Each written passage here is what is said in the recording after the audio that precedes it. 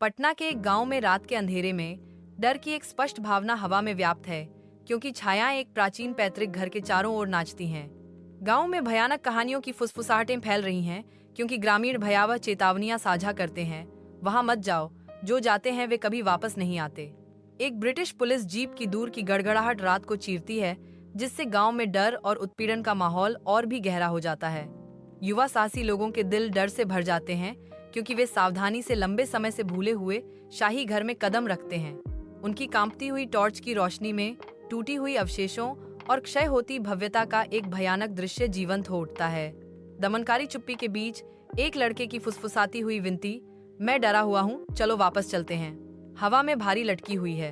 एक और लड़के की विद्रोही फुसफुसाहट, डरो मत, हम बस एक त्वरित नजर डालेंगे और चले जाएंगे, बासी हवा में गूंजती है।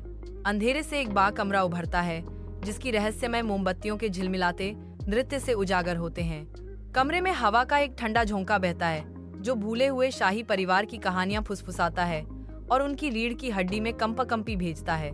एक धनी व्यापारी एक दूरदराज के गांव में आता है, लेकिन उसका स्वागत खामोशी से होता है और उसे सिर टिकाने के लिए कोई जगह नहीं मिलती है। ग्रामीणों की सख्त चेतावनियों को धता बताते हुए व्यवसायी बेशर्मी से उनकी दलीलों को अनसुना कर देता है और निषिद्ध शाही घर में कदम रखता है। सुबह की शांति भंग हो जाती है जब ग्रामीणों को एक भयानक खोज मिलती है। व्यवसायी का निर्जीव शरीर, उसकी घातक अवज्ञा का एक स्पष्ट प्रमाण।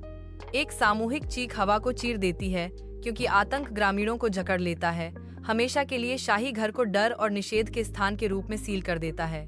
भयानक त्रासदी के बाद ग्रामीण पीछे हट जाते हैं, शाही घर के दरवाजे बंद कर देते हैं और इसे अपनी सामूहिक स्मृति से मिटा देते हैं। गांव अब पुराने शाही घराने से किनारा कर लेता है, जो अवज्ञा की कीमत की एक भयावह याद दिलाता है, क्योंकि यह अलग थलग और चुपचाप खड़ा है।